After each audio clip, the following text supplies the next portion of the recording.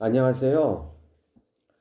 오늘 공부하실 내용은 하이델베르크 요리문답 29문입니다. 오늘부터 성자 하나님, 우리 구속에 관한 내용입니다. 29문. 왜 하나님의 아들을 예수 곧 구주라 부릅니까? 그가 우리를 우리 죄에서 구원하시기 때문이고 또 그분 외에는 어디에서도 구원을 찾아서도 안 되며 발견할 수 없기 때문입니다. 이 성경 말씀을 먼저 보시면 마태복음 1장 21절에 아들을 낳으리니 이름을 예수라 하라. 이는 그가 자기 백성을 저희 죄에서 구원할 자이심이라 하니라. 히브리서 7장 25절에 그러므로 자기를 힘입어 하나님께 나아가는 자들을 온전히 구원하실 수 있으니 이는 그가 항상 살아서 저희를 위하여 간구하심이니라. 이사야 43장 11절 보시면 나 곧 나는 여호와라 나 외에는 구원자가 없느니라. 그리고 사도행전 4장 11, 12절 보시면 이 예수는 너희 건축자들의 버린 돌로서 집 모퉁이의 머릿돌이 되었느니라. 다른 이로서는 구원을 얻을 수 없나니 천하 인간의 구원을 얻을 만한 다른 이름을 우리에게 주신 일이 없음이니라. 네. 디모데전서 2장 5절에 그리고 하나님은 한 분이시요 또 하나님과 사람 사이에 중보도 한 분이시니 곧 사람이신 그리스도 예수라. 요한일서 5장 11, 12절에 또 증거는 이것이니 하나님이 우리에게 영생을 주신 것과 이 영생이 그 아들 안에 있는 그것이니라. 아들이 있는 자에게는 생명이 있고 하나님의 아들이 없는 자에게는 생명이 없느니라. 아멘. 네. 이렇게 그가 우리를 우리 죄에서 구원하시기 때문이고 우리 죄에서 구원하시기 때문입니다. 그 아들 예수가 우리를 죄에서 구원합니다. 그러면 죄란 무엇입니까? 예, 아담이 첫 언약인 행위 언약을 불순종함으로 이제 그 온전했던 그 형상이 순전함이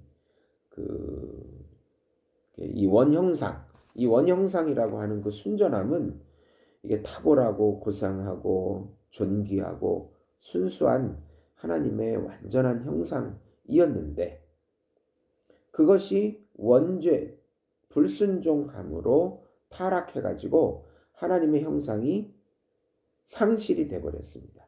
그래서 우매하고 치욕이고 치욕적이고 그 비참한 상태에 우리가 빠지게 되어서 맹목적인 자기애, 칼빈은 맹목적인 자기애가 선천적으로 가지고 태어나는 것으로 어, 이게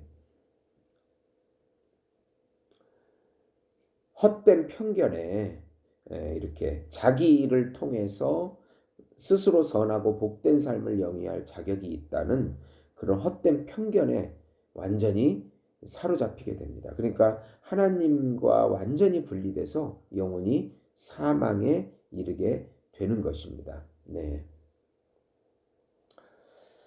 이 원죄는 그래서 이제 하나님의 형상이 상실이 된 것. 그래서 모든 아담의 후손이 행위 언약을 아담이 어김으로 해서 아담의 그런 원죄가 모두 전가되어 가지고 타고난 죄입니다. 이것은 생내적입니다. 네, 생내적. 인간이 영간의 영혼이 창조되는 그 순간부터 원죄가 있는 것입니다. 이 원죄는 두 가지예요. 죄책입니다. 그 죄에 대한 그 책임이 있고 그것이 바로 사망의 형벌을 낳는다는 것입니다. 예. 그리고 또 죄의 오염이 있는데 이것은 전적인 타락, 전적 무능입니다. 예.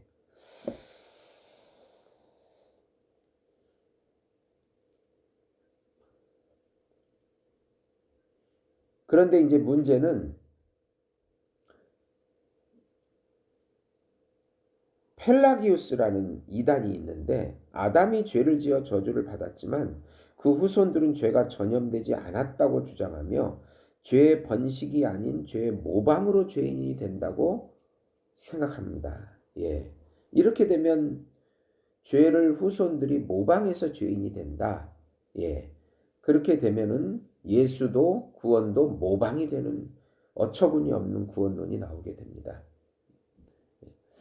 그렇기 때문에 이 원죄는 생내적이고 생내적인 원죄이기 때문에 이것을 원죄와 또 그것으로 파생되는 자범죄, 육체적 육신의 육체적 일들 나타나는 비방, 원망, 살인, 시기, 질투 모든 것들 이런 것들을 해결해 줄 분은 바로 대리적 속죄, 대리적 물음, 값을 치르실 예수님밖에 없다. 예, 그렇게 주장하는 것입니다. 주 예수 그리스도, 주 하나님 예수는 예수님의 이름이고 그리스도는 메시아, 하나님이 정하시고 하나님이 보내신 자, 그분은 하나님이고 하나님의 아들이고 또 우주적인 왕이십니다. 우주적인 왕이라는 것은 자신의 살과 피를 내어주셔서 백성을 살리는 왕이 참 왕입니다. 세상의 왕은 착취하지만 참 왕은 자신을 내어주셔서 백성을 살립니다. 또 참 선지자입니다. 그분은 하나님의 말씀을 온전히 선포합니다. 또 참 제사장으로서 예배와 기도를 우리를 위해서 행하시는 분이십니다. 참 어린 양, 참 인간이 되셔서 제물이 되신 분이십니다. 이 역할을 하나님이시고 중보자시고 참 인간의 모든 역할을 다 감당해야 할 분은 예수 그리스도밖에 없는 것입니다. 네. 그래서 이 인간의 타락은 전인격적이고 전체적인 타락으로 머리부터 발끝까지 영혼과 육체 모두가 타락하며 영적 죽음에 이른 것이겠다. 그래서 시편 51편 5절에 다윗은 내가 죄악 중에 출생하였으며 어머니가 죄 중에서 나를 잉태하였나이다. 예. 욥기 14장 4절에 누가 깨끗한 것을 더러운 것 가운데서 낼 수 있으리이까 하나도 없나이다. 로마서 5장 12절에 그러므로 한 사람으로 말미암아 죄가 세상에 들어오고 죄로 말미암아 사망이 들어왔나니 이와 같이 모든 사람이 죄를 지었으므로 사망이 모든 사람에게 이르렀느니라. 이 로마서 5장 12절의 말씀이 잘 이해가 될 것입니다. 네. 예수님을 통하지 않고서는 하나님은 만나주시지 않습니다. 예수님의 그 선지자직, 왕직, 제사장직을 통해서 하나님께서 우리와 만나주십니다. 예수님을 통하지 않고 어떤 방법으로 신비적인 것으로 뭐 또 지식적인 것으로 만나려 해도 하나님은 그것은 다 철학이다. 하나님이 주신 계시가 아니다. 그래서 그분 외에 어디에도 구원을 찾아서도 안 되며 발견할 수도 없다는 것이에요. 하나님의 계시, 하나님의 계시, 말씀, 예수 그리스도 그분 외에는 다른 구원이 없는 것입니다. 아무리 강조해도 지나치지 않습니다. 네, 예수님을 의지하는 것이 성화입니다. 예수님을 모방하는 것이 아닙니다. 예수님의 의가 우리에게 전가되는 것입니다. 우리의 죄가 예수님께 전가되고 예수님이 대리적인 속죄 제물이 되시고 십자가에서 치르시고 예수님의 그 의를 우리에게 주신 것입니다. 그 사람이 예수님과 연합된 사람이고 하나님의 자녀가 되는 것이고 영생을 누리는 것이고 평강과 안식을 지금 여기서부터 누리는 하나님의 자녀와 새로운 피조물 또 하나님의 의 또 신인류가 된 것입니다. 들어주셔서 감사합니다.